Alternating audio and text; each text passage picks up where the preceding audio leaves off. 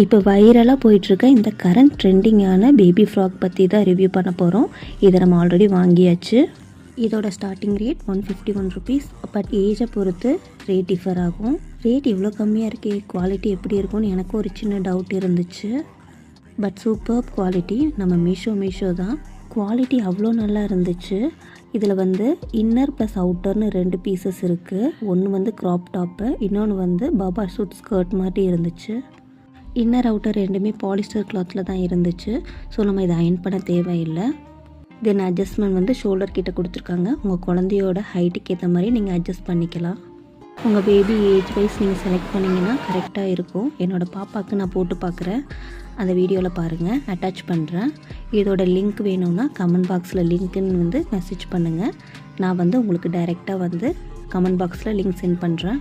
இந்த வீடியோக்கு அப்படியே லைக் பண்ணிவிட்டு லிங்க்குன்னு மெசேஜ் பண்ணுங்கள். தேங்க்யூ.